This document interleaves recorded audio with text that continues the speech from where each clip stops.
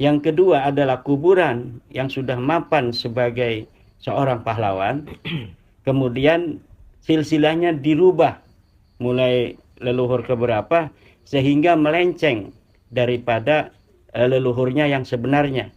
Dia tadinya adalah keturunan Raja-Raja Mojopahit, Raja Mataram, kemudian bisa belok ke klan-klan yang ada di Yaman. Misalnya kuburan palsu ada, namanya diambil dari nama pahlawan kita, kemudian dialiaskan sebagai bagian dari Al-Anu ini.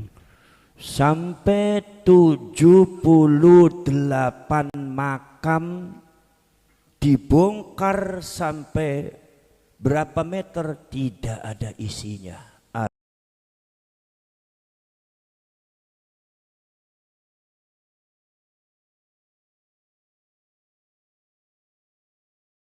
Kemudian yang hari ini para keturunannya ada dan polanya sama juga dengan pola leluhurnya dalam mengklaim leluhurnya telah sampai pada derajat tertentu dalam ilmu ataupun kewalian.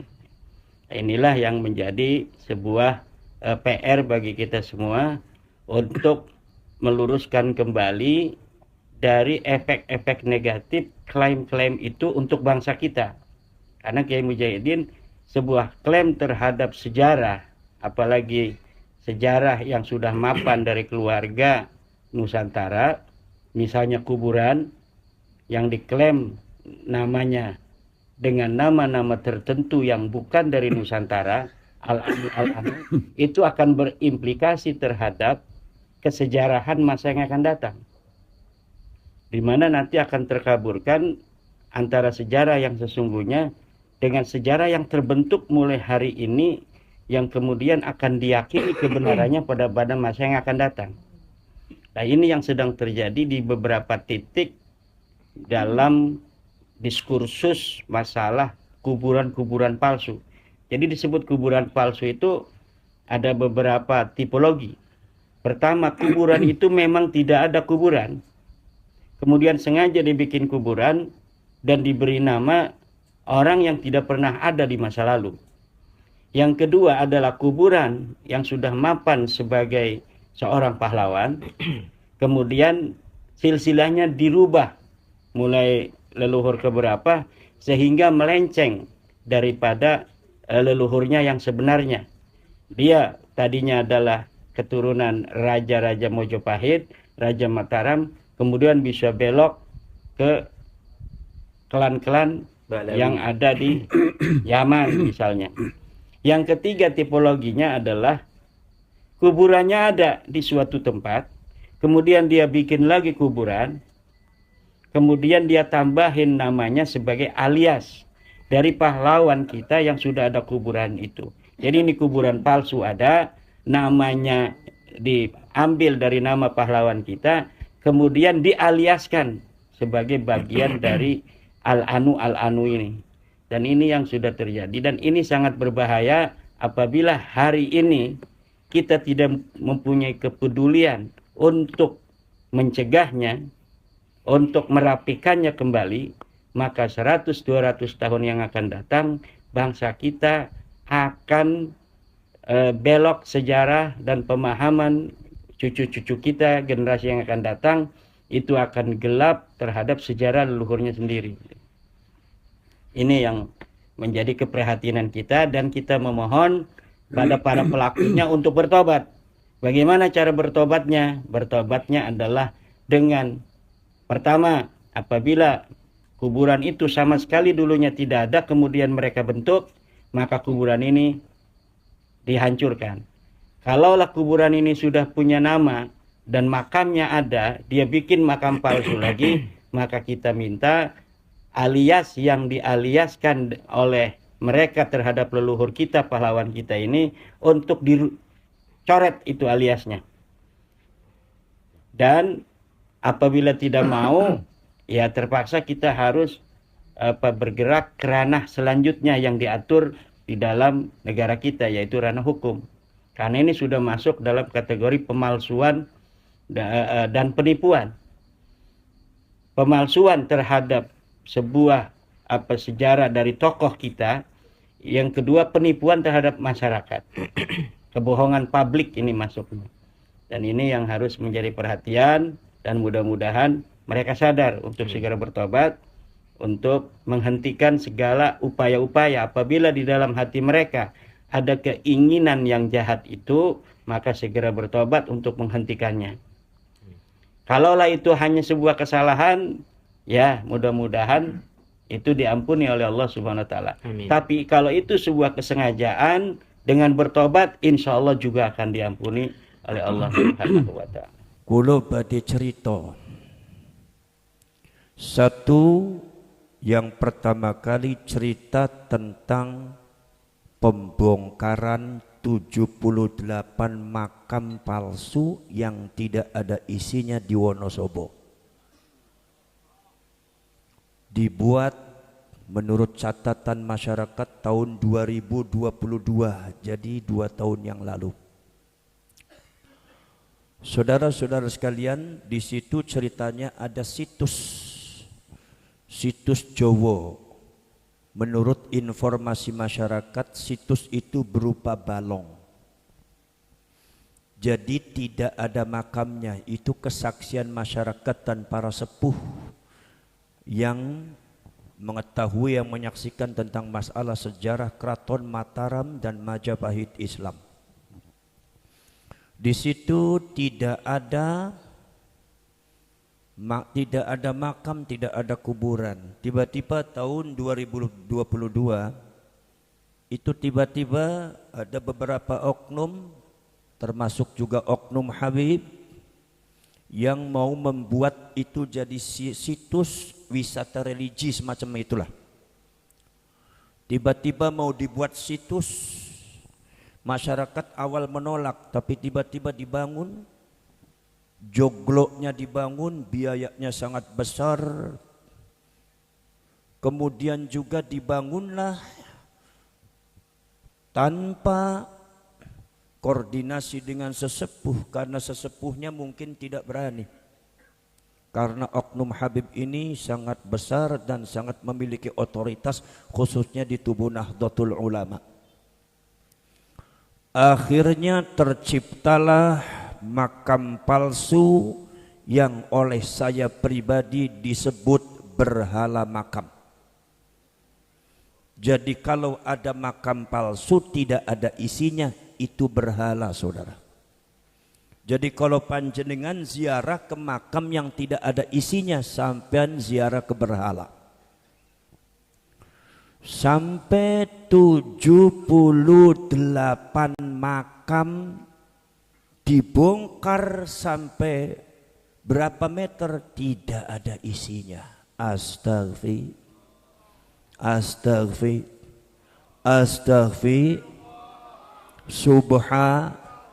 Inna lillahi wa inna ilaihi. Dan itu terjadi di Wonosobo, di daerah kita, di tanah Jawa.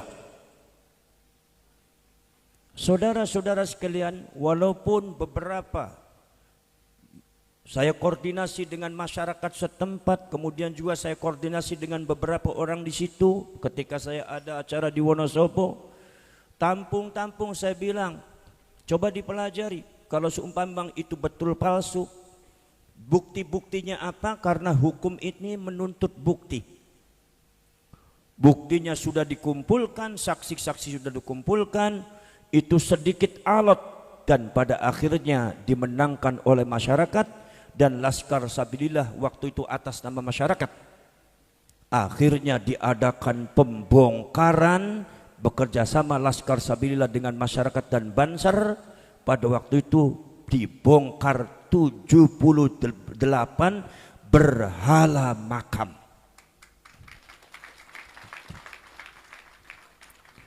Ada sebuah catatan pertanyaan yang sangat tajam bagi saya pribadi, yang mungkin akan menyakitkan Anda, tetapi ora apa-apa, disuntik memang sakit tapi ben waras sampean. Gina pembetan. Tahun 2022 ke 2024 berapa tahun? 2 tahun, 1 tahun berapa bulan? 12 berarti 2 tahun berapa bulan? 24 bulan. Saya tanya, di situ ada Pak Bupati tapi Pak Bupati diam. Di situ ada Pak Lurah tapi Pak Lurahnya diam. Di situ ada Nahdlatul Ulama dari NU-nya diam. Banser Wonosobo itu paling banyak sampai katanya ada 40.000 sampai 60.000 banser. Fasilitasnya juga bagus, sudah kompak. Di situ ada banser 2 tahun itu dibiarkan. Di situ ada kiai tapi dibiarkan. Astagfir. Ini ada apa ini? Sudah tahu itu adalah makam-makam palsu. Sudah tahu itu adalah situs Mataram, situs Majapahit. Kenapa semuanya bungkam? Kenapa semuanya diam ketika bangsa ini dijajah lagi? Ketika bangsa ini dibuat kebatilan dan kemungkaran. Ketika bangsa ini kemudian dicabik-cabik dengan sejarah-sejarah dan makam palsu. Kenapa Anda sebagai bangsa Indonesia diam? Mana NU-nya, mana Muhammadiyahnya, mana katanya Anda itu Jawara Mataram, Jawara Majapahit. Kenapa pembongkaran itu terjadi setelah muncul masalah isu nasab? Kenapa pembongkaran itu terjadi setelah dibentuknya Laskar Sabilillah dan Perjuangan Wali Songo Indonesia? Ini pertanyaan. Jadi saya gak paham. Ini ada Pak Lurah, kenapa seperti itu? Ini ada seperti kenapa seperti itu? Satu, ini yang jadi pertimbangan panjenengan. Nomor 2, saya mau cerita lagi tentang masalah yang berkaitan dengan apa namanya? Satu cerita dari Jatinegara, yaitu adalah dari keluarganya Mbak Yai Ishak. Jatinegara Tegal dekat Guci. Kalau Jatinegara enggak ada yang paham, kalau Guci insya Allah paham sedoyong nggih. Nah, poros cerek, poros dulur, di situ ada Mbah Buyut ulama besar namanya Mbah Yai Ishak, anak putune wonten teng mriku. Kemudian setiap tahun dihauli, beberapa kali tahun dihauli. Tiba-tiba Yahudi Ba'alwi pada datang satu persatu karena husnudzon pada waktu itu. Ketika itu masyarakat mengira bahwa mereka semua adalah cucunya Rasulullah, maka dibiarkan. Datang satu persatu, akhirnya lebih daripada 25 sampai 50 orang. Begitu datang itu minta uang, diamplopi, kalau seumpama diamplopi sedikit marah-marah, ngamuk-ngamuk. Sampai konon katanya masyarakat dan panitia daripada haul Mbah Ishak ini akhirnya kemudian saudara-saudara sekalian katanya mengeluarkan dana yang sangat besar untuk para habaib. Akhirnya terus datang tambah banyak. Ada satu cerita, ini menurut keluarganya Mbah Ishak cerita sama saya. Ini yang harus jadi pelajaran kalian semua dan harus jadi pelajaran bagi Nahdlatul Ulama. Saya mohon Kiai NU, pengurus NU, jangan takut, jangan jadi pengecut. Ada seorang pengurus NU itu, Suriah NU ada itu, tidak berani duduk sama saya, nggak berani. Alasannya saya takut di framing gimana, ini orang, ya Allah. Saya nggak bisa bicara apa-apa kalau sebegitu. Kalau cuma duduk sama saya nggak berani, bagaimana Anda akan menghadapi penjajah? Bagi saya orang semacam itu tidak layak jadi pengurus NU. Saudara-saudara sekalian, kemudian saudara-saudara sekalian, begitu akhirnya ceritanya ini menurut keluarganya Mbah Ishak, itu Habib ceritanya membuat makamnya Mbah Yai Ishak, tetapi bukan di makamnya Mbah Ishak, tapi di sampingnya. Astagfirullah. Di samping makamnya Mbah Yai Ishak. Kaget keluarga karena tulisannya Mbah Yai Ishak. Akhirnya keluarganya protes napa mboten? Protes napa mboten? Pasti ora apa-apa ya. Aku tadi kayak NU ya sabar. Ono wetenge kempong luweh kayak kedi tiga itisu ya gak apa-apa. Nopo malih niki keluarga majan niku nyebut sederek teng kula, kula niku boten saged ngendika napa-napa wis. Ana wong wetenge luweh malah dikai kopi, dikai tisu sisan iki. Niku maksudnya piye iki? Sing bener ki sing lurus ini pikiran iki. Tapi gak apa-apa ngaku wong ikhlas kok gak apa-apa. Tapi ya aja meneh-meneh kaya kowe wis nguping sepisan tok ya kowe. Mungkin apa mboten? Faham napa mboten? Para sederek, para rawuh, para sedulur. Niki jenenge bahasa Jawa, Jawa Timur Kiai. Nek sing wingi bahasa Jawa Tengah nyong.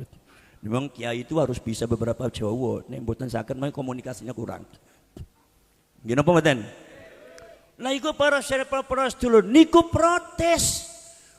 Akhirnya protes kepada oknum-oknum Habib yang membuat makam palsunya Mbah Yai Ishak. Begitu dikasih tahu, Bib, kenapa Anda membangun, pertama kalian membangun makam mbah saya, kemudian kenapa dibangunnya bukan di makamnya mbah saya malah di sampingnya? Diprotes kados ngaten malah ngeyel ngeyel niki wateke wong Yahudi. Kayak kiai kadang-kadang niki pengurus NU gak waneh niku. Gino mboten? Iki watak Yahudi Pak wis ngerti salah. Lu kuwi salah kok gak mudeng kayak kowe. Masya Allah. Mudah-mudahan ada satu hari kebangkitan daripada Nahdlatul Ulama untuk menangani itu semua. Para syarek, para rawuh, para sedulur sedaya mawon. Akhirnya para syarek, para ngeyel Pak, ngeyel. Malah berantem, akhirnya sebab jadi kisruh Pak. Tiba-tiba mereka semua bukan membuat makam palsu, tetapi buat makam palsu itu ada tujuannya. Apa tujuannya? Ternyata mereka mau mengadakan acara haul sendiri. Dan diadakan acara haul sendiri. Dan diadakan ada acara haul sendiri. Dan ketika diadakan acara haul sendiri, akhirnya haulnya Mbah Yai Ishak ada dua. Satu yang asli, satu yang palsu. Dan itu sudah dilaksanakan mungkin kemungkinan sekitar 4 kali. Yang jadi pertanyaan, kenapa ku mengizinkan? Padahal itu tahu makam palsunya Mbah Yai Ishak. Kenapa lurah mengizinkan? Kenapa Kapolsek mengizinkan? Kenapa Dan Ramil mengizinkan? Inilah bangsa Indonesia kadang-kadang pengecut membela bangsanya sendiri. Inilah kadang-kadang bangsa kita itu jadi bahasa pengecut yang kadang-kadang tidak mampu membela tanahnya sendiri.